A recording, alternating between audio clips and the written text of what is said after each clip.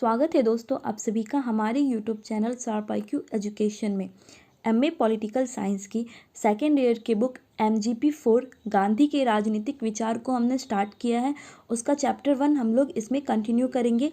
इससे पहले MPSC 2 के कुछ चैप्टर्स कंप्लीट हो चुके हैं और भी होने बाकी हैं, और MA political science first year के बहुत सारे चैप्टर्स कंप्लीट करवाए जा चुके हैं। अगर आप लोगों ने नहीं देखा है तो लिंक डिस्क्रिप्शन बॉक्स में है, आप वहां से देख सकते हैं। तो चलिए हम लोग कंटिन्यू करते हैं हमारा चैप्टर 1। आप हमारे साथ इन सभी सोशल मीडिया प्लेटफॉर्म पर जुड़ सकते हैं और आप पॉलिटिकल साइंस की बुक हमारे वेबसाइट sharpiqeducation.blogspot.com से परचेज कर सकते हैं। आप हमारे शॉर्ट नोट्स और असाइनमेंट की PDF इस व्हाट्सएप नंबर पर मैसेज भेजकर पा सकते हैं, और आप हमारे चैनल को सब्सक्राइब जरूर करें और बेल आइकॉन दबाना बिल्कुल भी ना भूलें ताकि आप तक हमारे वीडियो की नोटिफिकेशन पहुंच सके। तो चलिए हम लोग शुरू करते हैं हमारा चैप्टर 1, गांधीवादी राजनीतिक विचारों का परिचय।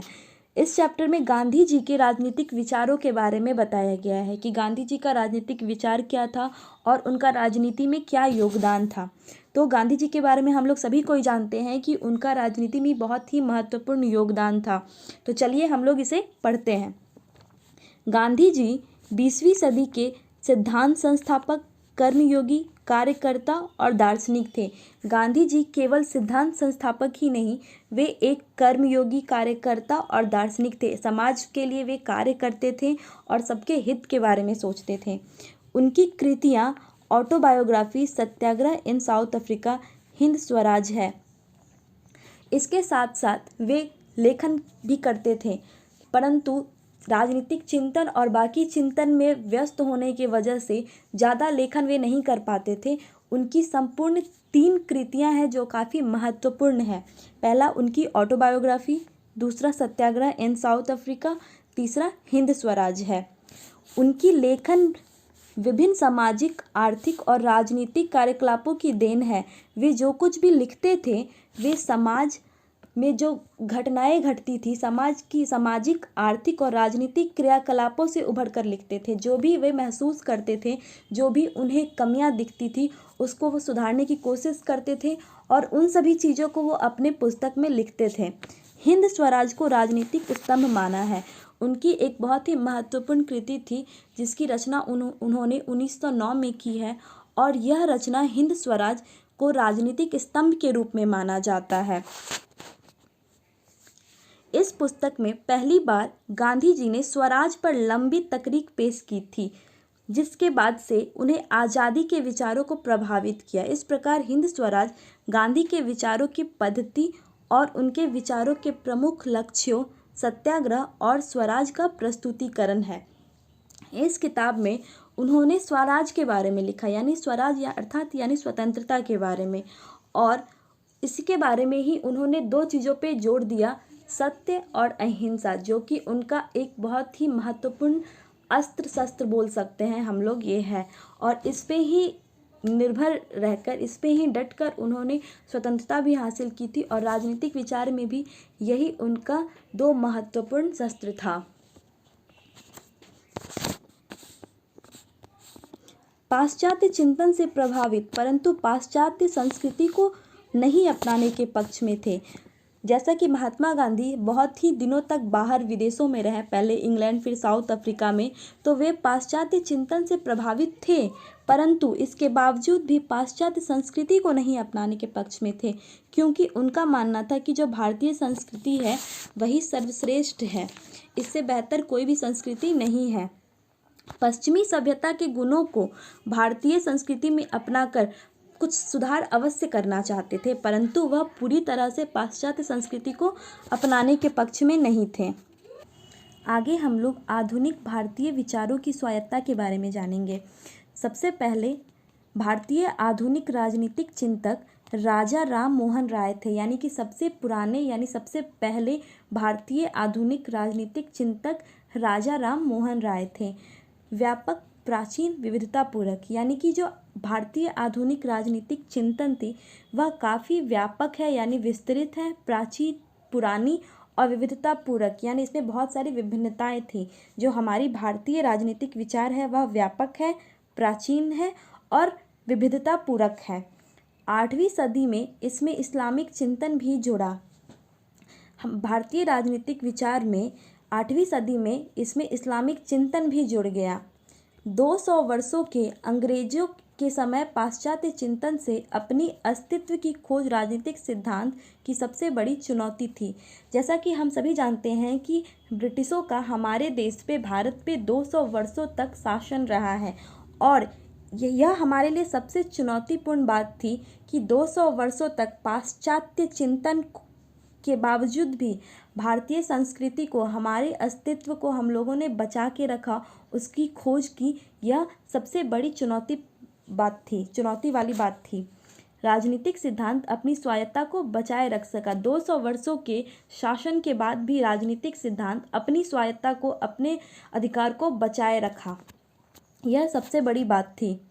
1844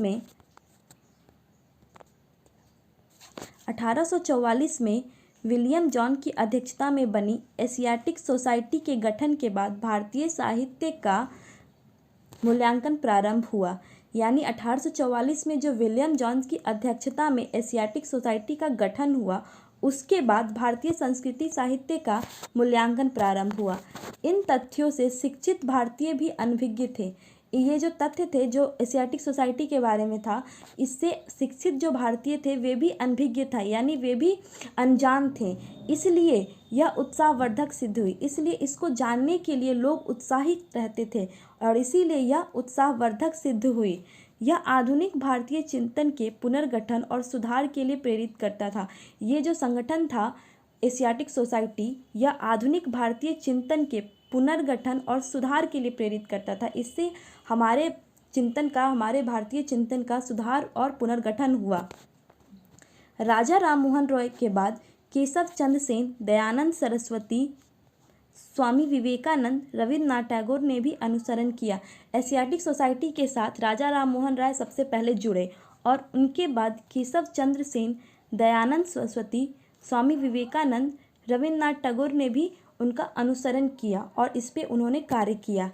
गांधी जी इसमें चरम बिंदु पे थे। जैसा कि हम लोग इस चैप्टर में गांधी जी के बारे में जान रहे हैं, गांधी जी के बारे में पढ़ेंगे, तो गांधी जी का यहाँ पे बात है कि गांधी जी इसमें चरम बिंदु पर थे, यानी कि गांधी जी का सबसे ज़्यादा योगदान था। उन्होंने औद्योगिक संस्कृति की समस्याओं को उजागर कर परंपराओं में नवीनीकरण की बात की। उन्होंने औद्योगिक संस्कृति से जो समस्याएं उत्पन्न होती थी उसको उजागर किया और इसमें नवीनीकरण की बात की। गांधी जी और पूर्व विचारक में अंतर, गांधी जी आलोचना के साथ परिवर्तन करते थे। जो पूर्व विचारक थे और जो गांधी जी थे उनमें यही अंतर था कि जो पूर्व विचारक थे वे सिर्फ आलोचना करते थे, परंतु गांधी जी आलोचना के साथ साथ परिवर्तन में विश्वास रखते थे और वे परिवर्तन भी करते थे। 2 प्रमुख घटनाओं का उल्लेख है: पूर्व विचारकों के चिंतन का मूल्यांकन और सुधार। इस संदर्भ में, परिवर्तन के संदर्भ में 2 मुख्य घटनाएं हैं जिनका हम लोग उल्लेख करते हैं। पहला, पूर्व विचारकों के चिंतन का मूल्यांकन और इसमें सुधार। सबसे पहले उनके द्वारा पूर्व के विचारकों के चिंतन का मूल्यांकन, यानी वे जो पूर्व विचारक थे उनका जो चिंतन था उसका मूल्यांकन करते थे और उसके साथ साथ उसमें सुधार करते थे, और यही पहली भिन्नता थी। द्वितीय, कि हिंदू समाज के आधुनिकीकरण की प्रक्रिया को बदल दिया, और दूसरा जो था महात्मा गांधी का परिवर्तन का नियम कि उन्होंने हिंदू समाज के आधुनिकीकरण की प्रक्रिया को बदल दिया। जो हिंदू समाज पाश्चात्य संस्कृति को अपनाना चाहते थे, पाश्चात्य संस्कृति की कॉपी करते थे, उसमें उन्होंने उस प्रक्रिया को बदल दिया। उन्होंने कहा कि हमारी संस्कृति सर्वश्रेष्ठ है और हम लोग अपनी ही संस्कृति से समस्याओं का समाधान ढूंढेंगे और उस पर कार्य करेंगे। भारतीय चिंतन में नए आयाम स्थापित किया गया।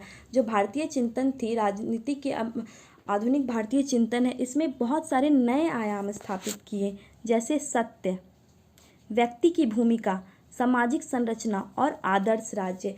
जो भारतीय राजनीतिक चिंतन थी इसमें बहुत सारे नए आयाम स्थापित हुए, जैसे सत्य, यानी कि सत्य का इसमें महत्वपूर्ण स्थान था। व्यक्ति की भूमिका, समाज में रहने वाले हर नागरिक की भूमिका होनी चाहिए। जो राजनीतिक चिंतन है हमारा भारतीय राजनीतिक चिंतन, इसमें सत्य का पहला स्थान था। द्वितीय, व्यक्ति की भूमिका, यानी समाज में निवास करने वाले हर नागरिक की इसमें भूमिका होनी चाहिए। सामाजिक संरचना, यानी कि एक बहुत ही सही ढंग से सामाजिक संरचना होनी चाहिए जिसमें व्यक्ति, सरकार, सबका एक महत्वपूर्ण स्थान हो और सब एक दूसरे को सहयोग करें। और आदर्श राज्य, और इसके साथ साथ एक आदर्श राज्य होने चाहिए जिसमें सभी को समानता, स्वतंत्रता प्राप्त हो, जिससे लोगों का विकास हो सके। तो इस वाले पार्ट में हम लोगों ने गांधी जी के विचार को जाना है और आधुनिक भारतीय विचारों की स्वायत्तता के बारे में पढ़ा है। अब आगे पार्ट में हम लोग कंटिन्यू करेंगे गांधी जी पर बौद्धिक प्रभाव, और उसके आगे के जो टॉपिक है उसको हम लोग पूरा करेंगे। तो इसके लिए बने रहिए हमारे साथ। अगर आपको ये लेक्चर पसंद आता है तो please do subscribe our channel, like my videos and please share it to your friends. Thanks for watching this.